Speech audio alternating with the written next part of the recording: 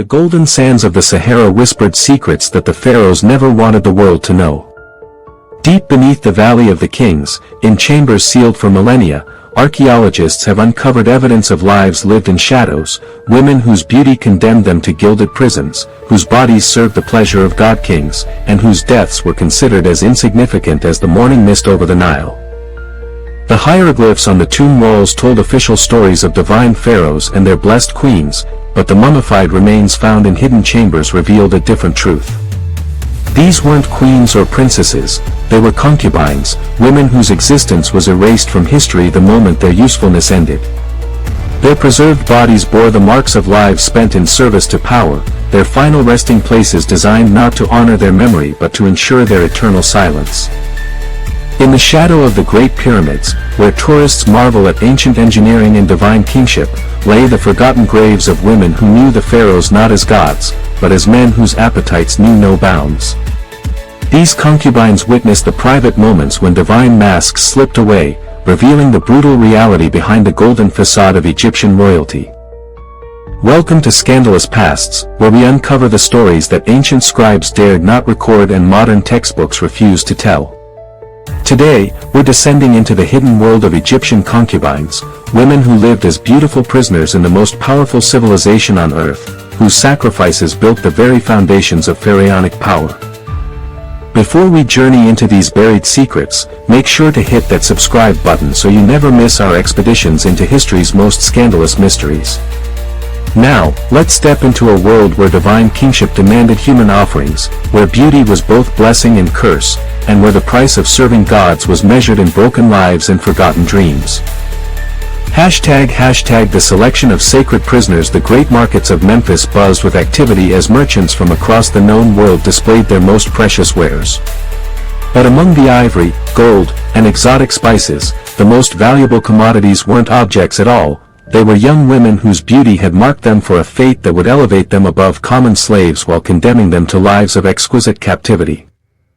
The pharaoh's agents moved through these markets with the calculating precision of master craftsmen selecting materials for a divine project. They weren't simply looking for beautiful women, they were seeking specific combinations of physical attributes, family lineage, and psychological traits that would make their selections worthy of serving a living god's most intimate needs. The selection criteria were as complex as they were cruel. Physical beauty was paramount, but it had to be the right kind of beauty, features that reflected the idealized forms depicted in temple art, skin tones that complemented the pharaoh's own divine radiance, and bodies that could endure the demands of royal service while maintaining their aesthetic appeal. Age was critical to the selection process. The ideal concubine was young enough to be molded according to royal preferences but old enough to understand the gravity of her position. Girls between 14 and 18 were considered perfect, old enough to serve the pharaoh's needs but young enough to be trained in the specific behaviors and attitudes that palace life required. Family background played a crucial role in determining a woman's suitability for concubinage.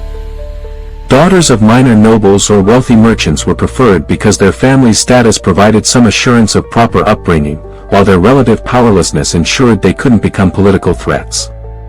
Foreign princesses captured in military campaigns were particularly prized, as their enslavement demonstrated Egyptian dominance over other nations. The psychological evaluation of potential concubines was perhaps the most sophisticated aspect of the selection process. Palace officials looked for signs of intelligence and adaptability, but also for evidence of the kind of submissive temperament that would make a woman compliant with the demands of royal service. Too much spirit could lead to rebellion, while too little could result in a lifeless companion unworthy of divine attention. The actual procurement of these women involved a complex network of slave traders, military commanders, and diplomatic officials who understood that providing the pharaoh with exceptional concubines could advance their own careers significantly. Successful suppliers were rewarded with gold, land grants, and elevated positions within the royal administration. Once selected, these women underwent a transformation that was both physical and psychological. They were removed from everything familiar, family, friends, homeland, and culture, and transported to the royal palace where they would begin the process of becoming living ornaments in the pharaoh's collection of beautiful objects. The journey to the palace was itself a form of conditioning, designed to break down the women's previous identities and prepare them for their new roles. They traveled in luxurious but closely guarded caravans, surrounded by wealth beyond their previous imagination but also by the constant reminder that they were now property of the divine pharaoh. Hashtag the Palace of Golden Chains. The royal harem was a world unto itself, hidden behind walls of polished limestone and guarded by eunuchs whose loyalty had been purchased with their manhood.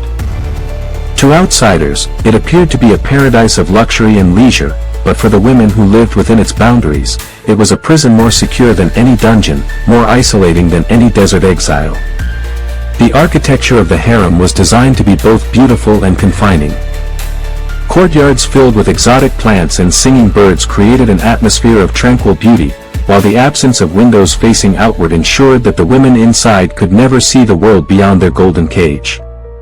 Every element of the design served to remind the concubines that they existed in a separate realm, cut off from ordinary human life. The daily routine within the harem was carefully structured to maintain both the women's beauty and their dependence on the royal system. They awakened before dawn for elaborate bathing rituals that involved perfumed oils, exotic soaps, and careful attention to every aspect of their physical appearance. These weren't simple hygiene practices but complex ceremonies that reinforced their status as living art objects. The hierarchy within the harem was as rigid as any military organization, with senior concubines wielding authority over newer arrivals while remaining completely subservient to the pharaoh's wishes. This system created an environment of constant competition and surveillance, where women vied for royal attention while simultaneously monitoring each other for signs of disloyalty or rebellion. Education within the harem focused not on intellectual development but on the specific skills needed to please and entertain the pharaoh. The women learned to dance, sing, play musical instruments, and engage in conversation that would amuse without challenging. They studied the pharaoh's preferences, moods, and desires with the intensity of scholars, understanding that their survival depended on their ability to anticipate and fulfill his needs. The clothing and jewelry provided to the concubines were magnificent but also served as markers of their status as royal property. Every garment was designed to enhance their beauty while making it clear that they belonged to the pharaoh. The gold and precious stones they wore weren't gifts but uniforms that identified them as part of the royal collection. The food served in the harem was exotic and abundant, but also carefully controlled to maintain the women's figures and health according to royal standards. Palace physicians monitored their diet, exercise, and medical care with the same attention given to prized horses or hunting dogs. They were valuable assets that required proper maintenance. The psychological atmosphere within the harem was one of beautiful despair.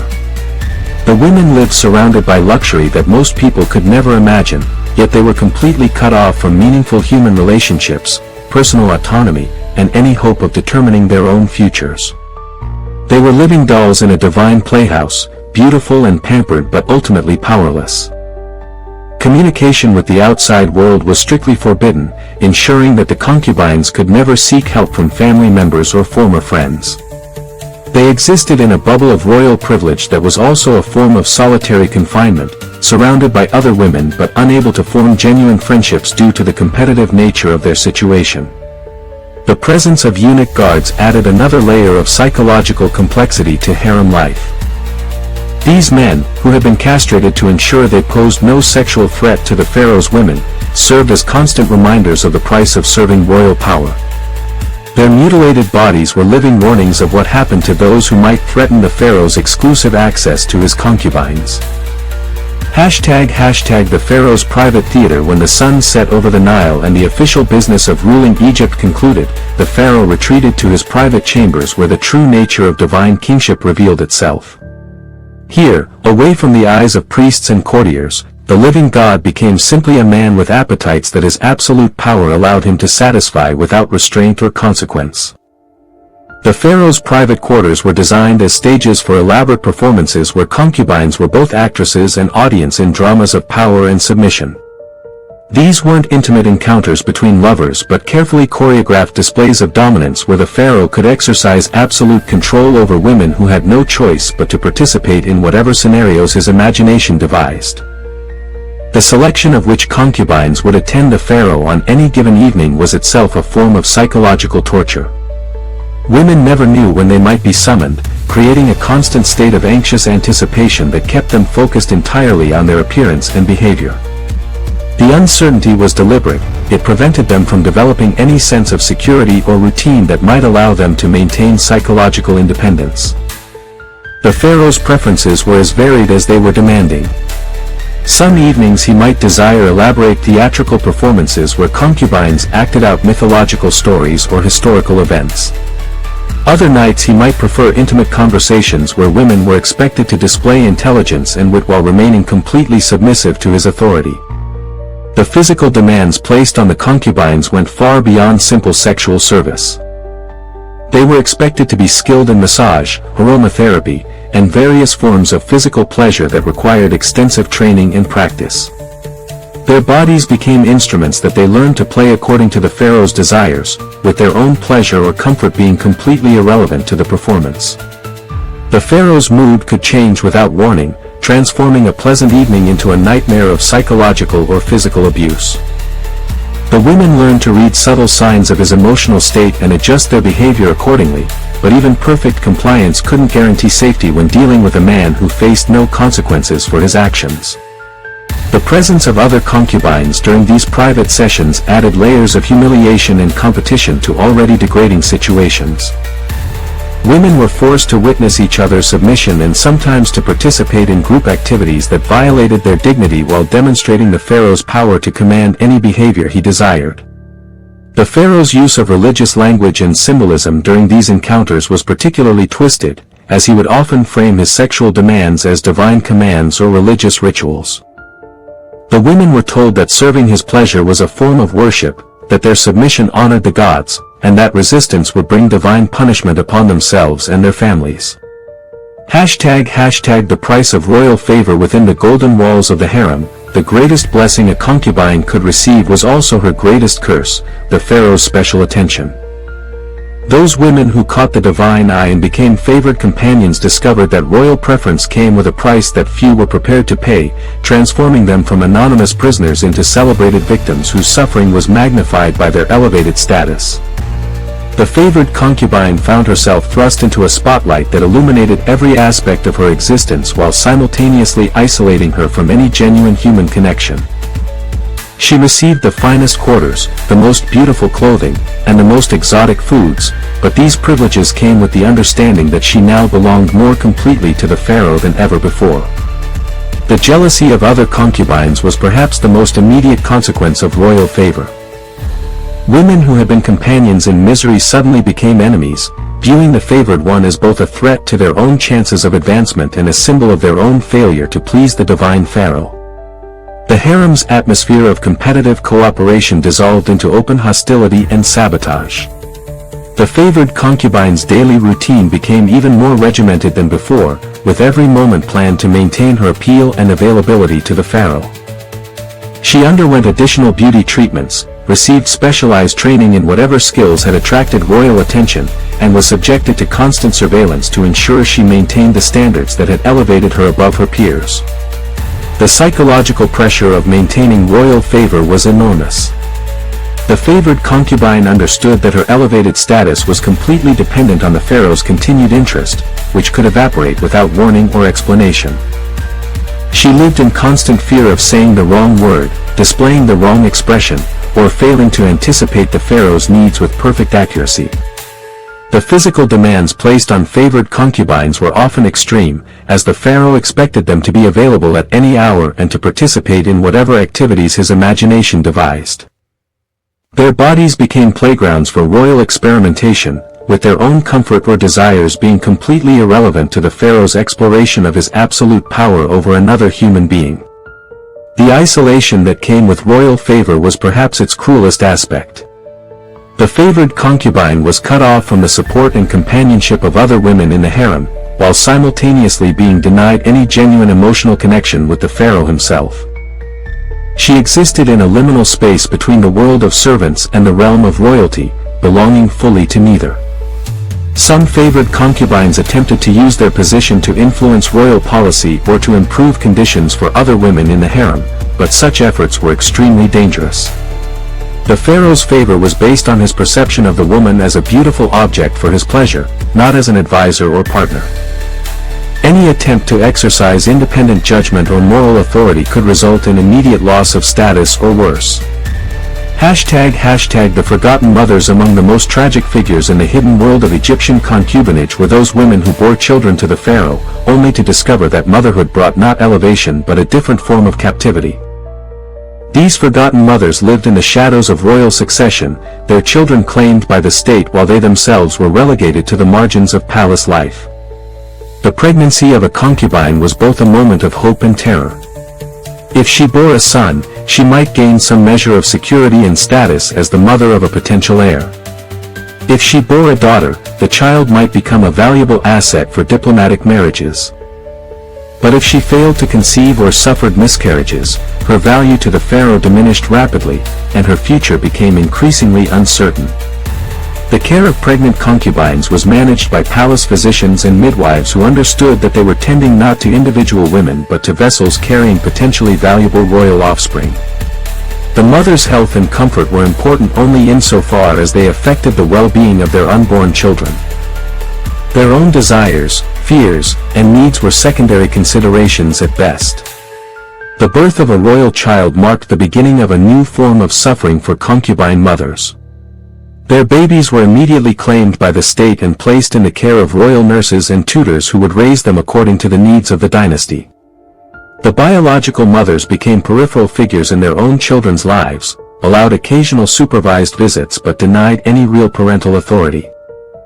The psychological trauma of having their children taken away was compounded by the knowledge that these sons and daughters would grow up to perpetuate the same system that had enslaved their mothers. The boys would become pharaohs or princes who would acquire their own harems of concubines, while the girls would be married off to foreign rulers or Egyptian nobles to cement political alliances. Some concubine mothers attempted to maintain emotional connections with their children despite the restrictions placed on their relationships. They might try to influence their children's education, to pass on memories of their own families and cultures, or to instill values that contradicted the royal ideology of absolute power. Such efforts were extremely dangerous and often resulted in the complete separation of mother and child. The aging process was particularly cruel for concubine mothers, as they watched their beauty fade while their children grew up as strangers.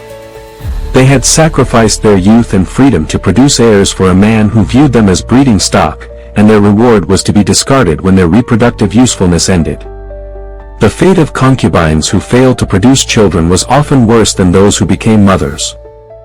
They faced the constant threat of being replaced by younger, more fertile women, and their value to the pharaoh decreased with each passing year. Some were eventually given to lesser nobles as rewards for loyal service, while others simply disappeared from the historical record entirely. The rituals of disposal. The most horrifying aspect of the concubine system was how it ended. When a pharaoh died, the question of what to do with his harem became a matter of state policy that revealed the true nature of how these women were viewed by Egyptian society. They weren't considered people with their own rights to life and freedom, they were possessions that needed to be disposed of according to religious and political requirements. The practice of concubine sacrifice at royal funerals was justified through elaborate theological arguments about the pharaoh's needs in the afterlife. The priests argued that the divine king would require the same services in death that he had enjoyed in life, and that his concubines were therefore obligated to accompany him on his journey to the realm of the gods.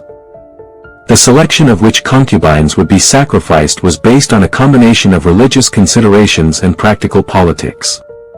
The pharaoh's most favored companions were considered essential for his comfort in the afterlife, while those who had fallen from grace or who posed potential political problems were also chosen for elimination. The process was presented as an honor, but everyone understood it was actually a death sentence. The preparation for these sacrificial rituals was as elaborate as any royal ceremony, with the doomed women being dressed in their finest clothing and jewelry before being led to their deaths. They were told that they were being elevated to divine status, that their sacrifice would ensure their eternal happiness, and that resistance would bring shame upon their families and curses upon their souls. The methods of execution varied depending on the preferences of the new pharaoh and the advice of the priests. Some concubines were poisoned with substances that would preserve their beauty for burial, while others were strangled or suffocated in ways that left no visible marks on their bodies. The goal was always to create corpses that appeared peaceful and willing, maintaining the fiction that these women had chosen their fate. The burial of sacrificed concubines was designed to reinforce their subordinate status even in death. They were placed in chambers adjacent to the pharaoh's tomb, positioned to serve him for eternity but clearly separated from his divine presence. Their mummified bodies were preserved with less care than the pharaoh's, and their burial goods were modest compared to the treasures that accompanied the god king to the afterlife. Some concubines attempted to escape their fate through suicide, preferring to control the manner of their death rather than submit to ritual sacrifice.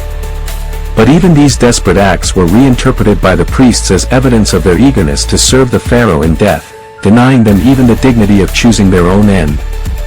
The new pharaoh's treatment of his predecessors' surviving concubines revealed much about the nature of royal power and succession. Some were incorporated into the new harem, while others were given to nobles as rewards or sold into slavery. A few might be allowed to return to their families, but only if they posed no political threat and had no knowledge of state secrets that could be dangerous if revealed. #The archaeological evidence. Modern archaeology has begun to uncover the physical evidence of these hidden lives, revealing a story that ancient scribes never recorded and that Egyptian propaganda never acknowledged. The discovery of mass graves near royal tombs, the analysis of mummified remains showing signs of violent death, and the excavation of harem quarters have provided concrete proof of the systematic abuse that characterized the concubine system. The most shocking discoveries have come from the tombs of lesser-known pharaohs, where archaeologists have found chambers filled with the bodies of young women who clearly died at the same time as the royal burial. These mass graves tell a story of systematic execution that contradicts the official narrative of willing sacrifice and divine honor. Chemical analysis of mummified concubines has revealed evidence of poisoning, strangulation, and other forms of violent death that were carefully concealed by the embalming process. The preservation techniques used on these bodies were designed not to honor the dead but to hide the evidence of their murder, creating beautiful corpses that supported the fiction of voluntary sacrifice. The excavation of harem quarters has revealed living spaces that were luxurious but also clearly designed for confinement. The absence of windows facing outward, the presence of guard posts at every entrance, and the discovery of restraints and monitoring devices paint a picture of beautiful prisons rather than palaces of pleasure. Personal artifacts found in these excavations tell individual stories of lives cut short and dreams destroyed. Jewelry that shows signs of forced removal, personal items that suggest attempts to maintain connections with family and homeland, and hidden caches of letters that were never sent all provide glimpses into the emotional reality of concubine life. The study of skeletal remains has revealed patterns of malnutrition, disease, and physical abuse that contradict the image of pampered royal companions. Many concubines showed signs of eating disorders, suggesting that their diets were strictly controlled to maintain specific physical standards. Others displayed evidence of repeated injuries that had healed poorly, indicating ongoing physical abuse.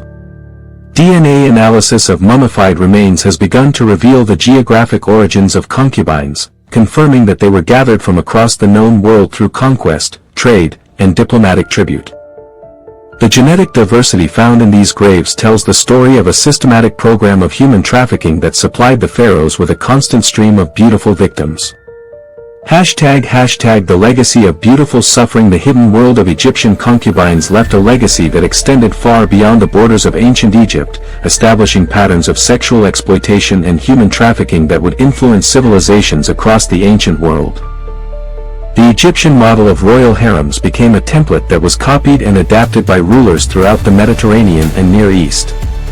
The theological justifications developed by Egyptian priests to legitimize the concubine system provided frameworks that would be used to justify similar practices in other cultures. The idea that beautiful women were divine gifts meant to serve powerful men, that sexual service was a form of religious worship, and that resistance to such arrangements was blasphemy against the gods all became common themes in ancient religious thought. The administrative systems developed to manage large harems influenced the development of slavery and human trafficking networks throughout the ancient world. The Egyptian expertise in identifying, acquiring, training, and controlling large numbers of enslaved women became a model that was studied and emulated by other civilizations seeking to establish their own systems of sexual exploitation. The artistic representations of concubines in Egyptian art, while sanitized and idealized, helped to normalize the concept of women as decorative objects meant to enhance male power and prestige. These images influenced artistic traditions throughout the ancient world, creating visual languages that portrayed female submission as beautiful and desirable. The psychological techniques developed for breaking down the resistance of concubines and maintaining their compliance were refined and passed down through generations of slave traders and harem managers. These methods of psychological control would later be applied to other forms of human exploitation, from plantation slavery to modern human trafficking. The medical knowledge gained from managing the health and fertility of large numbers of enslaved women contributed to the development of gynecological practices that were often more concerned with maximizing reproductive output than with women's health and well-being. This medicalization of female sexuality would have lasting impacts on how women's bodies were understood and treated throughout history.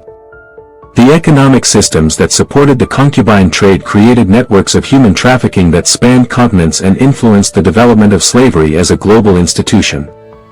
The profits generated by the trade in beautiful women helped to fund military campaigns, construction projects, and other activities that expanded Egyptian power and influence. And there you have it, the hidden truth behind the golden facade of ancient Egyptian civilization. What we've uncovered isn't the romantic world of Cleopatra and divine love that Hollywood portrays, but a systematic program of human trafficking and sexual exploitation that reduced thousands of women to beautiful objects in the collections of god kings. These forgotten concubines remind us that even the most celebrated civilizations in human history were built on foundations of suffering and exploitation. Their stories force us to look beyond the monuments and art treasures to see the human cost of absolute power and divine kingship. The archaeological evidence continues to emerge, revealing new details about lives that were deliberately erased from history. Each discovery adds another piece to the puzzle of how an entire civilization normalized and sanctified practices that we would consider criminal today. What aspect of these hidden lives shocked you the most?